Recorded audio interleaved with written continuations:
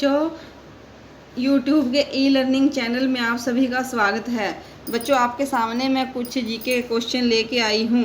Question number 1, निम्नलिखित में से कौन सा भारत के राष्ट्रपति के निर्वाचक गण का तो भाग है, परंतु उसके महाभियोग अधिकरण का भाग नहीं है। उसके महाभियोग अधिकरण का भाग नहीं है। देखो बच्चों, ये क्वेश्चन क्या कहता है। क्वेश्चन ये कह रहा है कि इनमें से जो हमारे पास 4 ऑप्शंस हैं, इनमें से भारत के राष्ट्रपति, जो भारत का राष्ट्रपति है ना, उसका निर्वाचक तो है, वो निर्वाचक तो कर सकता है वो, लेकिन जो राष्ट्रपति के ऊपर जब महाभियोग लगाया जाता है ना, महाभियोग होता है राष्ट्रपति को जब पद हटाया जाता है, तो उसको हटाने की जो प्रक्रिया है उसको हम महाभियोग कहते हैं। जो महाभियोग अधिकरण है जो, उसमें वो भाग नहीं ले सकते। तो इनमें से 4 ऑप्शन है हमारे पास: लोकसभा, राज्यसभा, राज्यों की विधान परिषदें और राज्यों की विधान सभाएं। तो इसमें से आपको राइट आंसर बताना है बच्चों। राइट आंसर हमारे पास कौन सा बच्चों? राइट आंसर हमारा है राज्यों की विधान सभाएं, option D. Option D is the right answer. Option D is the right answer. Option D is the right answer. Option D. Option D. Option D. Okay बच्चों, ऑप्शन डी। अब next question, संघ लोक सेवा आयोग के सदस्य अपना त्याग पत्र किसे सौंपते हैं? जो यूपीएससी के मेंबर होते हैं ना बच्चों, वो अपना त्याग पत्र किसे देते हैं? किसे देते हैं? राष्ट्रपति को, ए राष्ट्रपति, बी लोकसभा अध्यक्ष, सी प्रधानमंत्री, डी सर्वोच्च न्यायालय के मुख्य न्यायाधीश। किसको देते हैं यूपीएससी के मेंबर अगर अपना त्याग पत्र देना चाहे तो वो किसे सौंपते हैं? तो उसका राइट आंसर है बच्चों ए, राष्ट्रपति। A option is the right answer. Now next question, question number 3, Lok Sabha का कार्यकाल। हमने बताना है कि बच्चों लोकसभा का कार्यकाल, इन 4 ऑप्शंस में से इसको पूरा करना है भी कौन सा सही है। लोकसभा के कार्यकाल से रिलेटेड इनमें से क्या सही है? बताओ बच्चों, कौन सा सही है? कौन सा सही है? इसमें से 4 ऑप्शंस दे रखे हैं हमारा जो हमारे पास ऑप्शन सी है। Option C. ऑप्शन सी, आपातकाल के दौरान एक बार में 2 वर्ष के लिए बढ़ाया जा सकता है।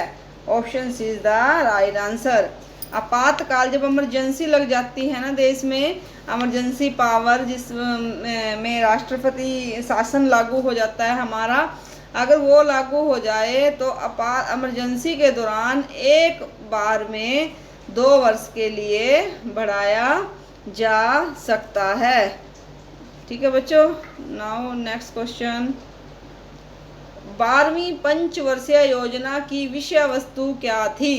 जैसे कि बच्चों आप सभी जानते हैं, अब तो हमारे यहाँ पे नीति आयोग लागू हो गया है, नीति आयोग चल पड़ा है और पंचवर्षीय योजनाओं की जगह है। और लेकिन बच्चों जो 12वीं पंचवर्षीय योजना थी, कई बार एग्जामिनर पूछ लेता है कि उसके विषय वस्तु, उसका जो थीम था वो क्या था बच्चों। हमें बताना है क्या था उसका थीम 12वीं पंचवर्षीय योजना का। उसका था बच्चों option A is the right answer, त्वरित, सतत और समावेशी विकास। Option A is the right answer, त्वरित, सतत और समावेशी विकास। ठीक है बच्चों। नाउ नेक्स्ट क्वेश्चन, भारत की अधिकांश कागज मिलें पश्चिम बंगाल राज्य में स्थित होने का क्या कारण है? क्या कारण है बच्चों जो भारत की ये कागज मिलें हैं पश्चिम बंगाल में क्यों स्थित हैं? कच्चे, ऑप्शन ए, कच्चे माल की पर्याप्त मात्रा में, कच्चे माल की जो है पर्याप्त मात्रा में प्राप्ति है बच्चों। ये प्राप्ति मतलब पाना, वहाँ पे कच्चा माल जो है वो बहुत संख्या में है। प्राप्ति शब्द है, कच्चे माल की कच्चे माल की पर्याप्त मात्रा में प्राप्ति। ऑप्शन बी, विशाल जनसंख्या के कारण बड़ा बाजार। ऑप्शन सी, रानीगंज व झरिया। रानीगंज व झरिया, झ दूसरा आएगा, झरिया यह कोयले की प्राप्ति। और डी, यह सब या ये सभी। तो इसमें हमारा पास option D is the right answer. इसमें तीनों जो हैं ऊपर वाले तीनों ही सही हैं। ठीक है बच्चों। Now next question. Eco mark किसी उत्पाद पर दिए गए एस प्रमाणन का चिन्ह होता है कि वह उत्पाद क्या क्या होता है बच्चों। वो इको मार्क किसी उत्पाद पर दिए गए इस प्रमाणन का चिन्ह होता है। इस प्रमाणन का चिन्ह होता है कि वह उत्पाद किस दृष्टि से सही है। किफ़ायती कीमत वाला है, या ऑप्शन बी पर्यावरण दृष्टि से अनुकूल है, या ऑप्शन सी नष्ट होने वाला नहीं है, या अच्छी किस्म का है। इसमें से क्या है। अगर इको मार्क लगा हुआ है तो इसमें से क्या मानेंगे हम। हमारा आंसर क्या होगा जो सही है इको मार्क, ये है कि पर्यावरण दृष्टि से अनुकूल है। Option B is the right answer. अगर किसी वस्तु के ऊपर इको मार्क लगा हुआ है तो इसका मतलब यह है कि वह वस्तु जो है पर्यावरणीय दृष्टि से अनुकूल है। उस वस्तु से जो है पर्यावरण को कोई नुकसान नहीं होगा। Now next question. बाजार में मंदी की स्थिति संकेत करती है। क्या संकेत करती है बच्चों। अगर बाजार में मंदी की स्थिति उत्पन्न हो जाए तो वो क्या संकेत करती है। मांग की कमी के कारण व्यापार और उद्योग में भारी गिरावट। नंबर बी, मांग में वृद्धि के कारण व्यापार एवं उद्योग में प्रगति। सी, मांग में स्थिरता के कारण व्यापार और उद्योग में कोई परिवर्तन नहीं। मांग में स्थिरता के कारण, मांग में स्थिरता बच्चों, ऑप्शन सी जो है ना, मांग में स्थिरता के कारण, स्थित ग्रह नहीं, स्थिरता के कारण, स्थिरता स्थिरता के कारण, मांग में स्थिरता के कारण व्यापार एवं उद्योग में कोई परिवर्तन नहीं, या इनमें से कोई नहीं। क्या आएगा बच्चों इन चार ऑप्शंस में से। Option A is the right answer. Option A is the right answer. मांग में कमी के कारण व्यापार और उद्योग में भारी गिरावट। मांग में कमी के कारण व्यापार और उद्योग में भारी गिरावट। अगर मांग में कमी हो जाती है तो अगर मांग में ही कमी है और व्यापार और उद्योग में तो बच्चों कमी आ जाती है, तो इसको हम क्या कहते हैं कि बाज़ार में मंदी की स्थिति है। बाज़ार में मंदी की स्थिति है। ठीक है बच्चों। Now next question. ग्रे क्रांति का संबंध निम्न में से किससे है। ग्रे क्रांति का संबंध निम्न में से किससे है। देखो बच्चों, जैसे ये ग्रे क्रांति है, इसमें से हमने बताना है कि मछली उत्पादन, झींगा उत्पादन, ऊन उत्पादन, अंडा एवं पोल्ट्री उत्पादन, इन चारों में से किससे है ग्रे क्रांति का संबंध। ग्रे क्रांति का संबंध जो है बच्चों वो है ऊन उत्पादन से। किससे है। ऊन उत्पादन से। Option C is the right answer. जो बच्चों ये मछली उत्पादन है ना, मछली उत्पादन को हम क्या बोलते हैं, नीली क्रांति। क्या बोला जाता है मछली उत्पादन में, अगर ज़्यादा हो जाते हैं तो उसको क्या बोलते हैं, नीली क्रांति। मछली उत्पादन को हम नीली क्रांति बोलते हैं। और जो ये अपने पास ये सिल्वर का अंडा पोल्ट्री उत्पादन जो है, इसको हम क्या बोलते हैं, सिल्वर क्रांति। क्या बोलते हैं बच्चों, सिल्वर क्रांति। सिल्वर क्रांति क्या बोलेंगे इसको हम, सिल्वर क्रांति। ठीक है बच्चों। और एक बच्चों होती है झींगा उत्पादन। झींगा उत्पादन की जो क्रांति है ना, उसको हम बोलेंगे गुलाबी क्रांति। गुलाबी क्रांति। झींगा उत्पादन की जो क्रांति है बच्चों वो गुलाबी क्रांति है। और मछली उत्पादन की नीली क्रांति है। झींगा भी एक मछली होती है बच्चों। इसमें अगर क्रांति आ जाए तो गुलाबी क्रांति। मछली उत्पादन में जो सारी मछली उत्पादन है उसको हम नीली क्रांति। अंडा एवं पोल्ट्री उत्पादन को सिल्वर क्रांति। और जो हमारा क्वेश्चन क्या था, ग्रे क्रांति का संबंध, ग्रे क्रांति का संबंध जो है वो ऊन उत्पादन से है। तो इस क्वेश्चन का क्वेश्चन नंबर 8 जो है इसका right answer is the C option. ठीक है बच्चों, नाउ नेक्स्ट क्वेश्चन। शेयर बाजार में होने वाले कारोबार को नियंत्रित एवं विनियमित करती है।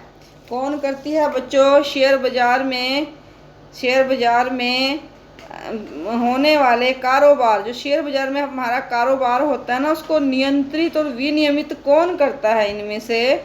इरडा, ये बच्चों इरडा है, इरडा, इसको इरडा, या सेबी, इडबी या ट्राई, इनमें से क्या है बच्चों हमारे पास? इसका right answer is option B, SEBI. SEBI is the right answer. जो शेयर बाजार में जो कारोबार वगैरह को जो नियंत्रित करता है वो होता है बच्चों सेबी। सेबी है इसका right answer is option B, SEBI. Now next question. Lay off का तात्पर्य हमने बताना है कि ले ऑफ क्या है। क्या होता है बच्चों ले ऑफ? ऑप्शन ए, मंदी की वजह से कर्मचारियों की छटनी, बूम की वजह से कर्मचारियों की भर्ती, ऑप्शन सी, मंदी की वजह से कर्मचारियों की भर्ती, या डी जो है बच्चों वो है बूम, एक शब्द है बूश, एक है बूम की वजह से कर्मचारियों की छंटनी। ठीक है बच्चों, इसमें से हमने राइट ऑप्शन बताना है। अभी राइट ऑप्शन क्या है? इसमें राइट ऑप्शन है हमारा ऑप्शन ए। जब मंदी आ जाती है ना बच्चों, मार्केट में जब हमारे मंदी आ जाती है तो उसकी वजह से जो है कंपनियां या जो भी कर्मचारी होते हैं उनकी छंटनी करना शुरू कर देती हैं। तो इस वजह से जो है जो इसका जो मीनिंग बनेगा, इसको हम क्या कहेंगे? Lay off. ले ऑफ की वजह से क्या होता है? मंदी की वजह से हम जो भी कंपनीज होती हैं जहाँ पे भी ये अपने बिजनेस वगैरह का जो काम होता है, जो भी प्रोडक्शन होता है, वहाँ पे कर्मचारियों की जो छटनी शुरू हो जाती है। Now next question. सूर्य द्वारा प्रकाश की उत्पत्ति किस क्रिया पर आधारित है? जो हमें सूर्य का प्रकाश प्राप्त होता है बच्चों, वह किस क्रिया पर आधारित है? किस क्रिया पर आधारित है बच्चों? अगर जो हमें सूर्य द्वारा प्रकाश प्राप्त होता है, नाभिकीय संगठन, और नाभिकीय ये संगठन लिख दिया ना, संगठन,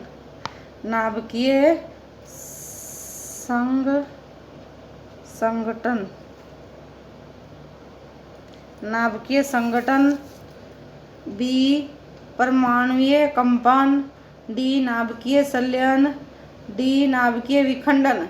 तो इस ऑप्शन सी जो है राइट आंसर है, नाभिकीय संलयन। जो सूर्य द्वारा प्रकाश की उत्पत्ति किस पर आधारित है? नाभिकीय संलयन पर। Now next question. राष्ट्रीय हरित न्यायाधिकरण का उद्देश्य क्या है? देखो बच्चों, राष्ट्रीय हरित न्यायाधिकरण की स्थापना हुई थी अभी, तो उसका जो उद्देश्य वो क्या है? यह एक ऑप्शन ए, यह एक पृथ्वी बचाओ अभियान है, बी यह जलवायु परिवर्तन के प्रति जागरूकता अभियान है, सी यह पर्यावरणीय संबंधी मामलों की सुनवाई करेगा, डी इसका उद्देश्य वृक्षारोपण के सुझाव देना है। 4 ऑप्शन है हमारे पास, इसमें से हमने राइट आंसर बताना है, वो है ऑप्शन सी, यह पर्यावरण संबंधी मामलों की सुनवाई करेगा।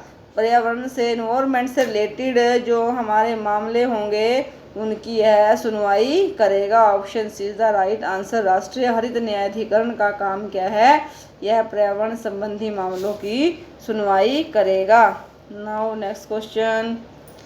यह पर्यावरण संबंधी मामलों की सुनवाई करेगा। पर्यावरण संबंधी मामलों की सुनवाई करेगा। Now next question. राष्ट्रीय हरित न्यायाधिकरण का काम क्या है? यह पर्यावरण संबंधी मामलों की सुनवाई करेगा। भारत की वह जनजाति जिसकी संस्कृति को सुरक्षित करने के उद्देश्य से उच्चतम न्यायालय ने उनकी जनजाति संरक्षित क्षेत्र में जनजाति संरक्षित क्षेत्र में किसी भी प्रकार की पर्यटन गतिविधि पर रोक लगाने का निर्णय दिया है। हमारे सुप्रीम कोर्ट ने एक जनजाति की संस्कृति को सुरक्षित करने के लिए उस स्थान, विशेष स्थान पर जो उनके जो जनजाति से संरक्षित क्षेत्र है वहाँ पे कोई भी पर्यटन गतिविधि पर रोक लगा दी है। उस जनजाति का हमने नाम बताना है कि वह जनजाति कौन सी है बच्चों? Jarawa, A Jarawa, B Munda, C Santhal, D ओगियार। कौन सी जनजाति है? ऑप्शन ए जरावा।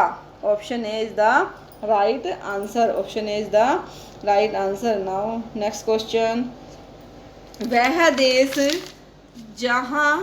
वह देश जहाँ बुलेट ट्रेन का विश्व में सबसे लंबा रेल मार्ग है।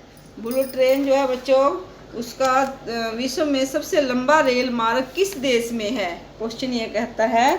हमारे पास 4 ऑप्शन हैं, भारत, चीन, अमेरिका, रूस। कौन सा है बच्चों? Option B is the right answer, चीन। चीन के पास जो है बुलेट ट्रेन का विश्व में सबसे लंबा रेल मार्ग है। Now next question. राजा खारवेल का नाम किस लेक के साथ जुड़ा है? राजा खारवेल का नाम किस लेक के साथ जुड़ा है? हमारे पास 4 ऑप्शन है बच्चों, गिरनार स्तंभ लेक, जूनागढ़ स्तंभ लेक, हाथी गुम्फा लेक और सारनाथ लेक।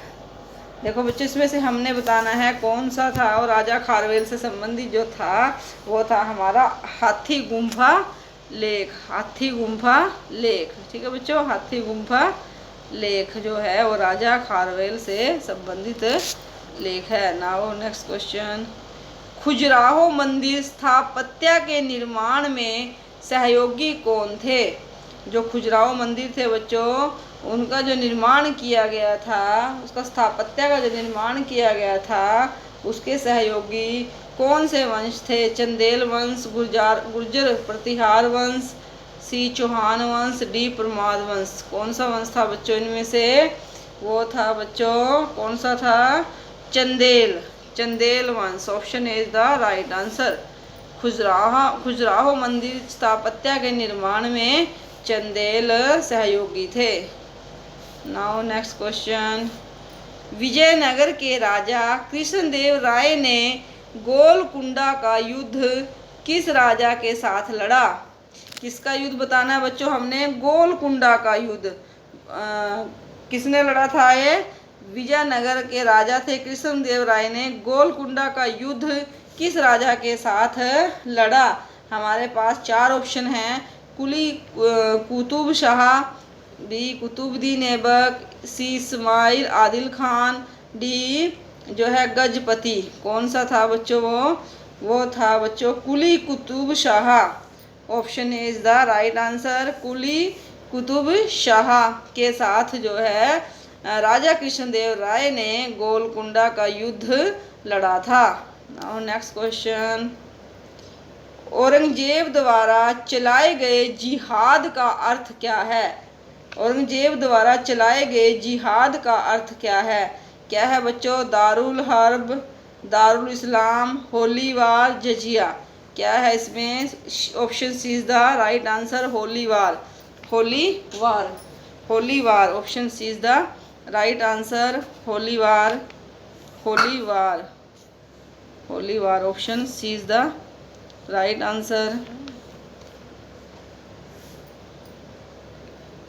Option C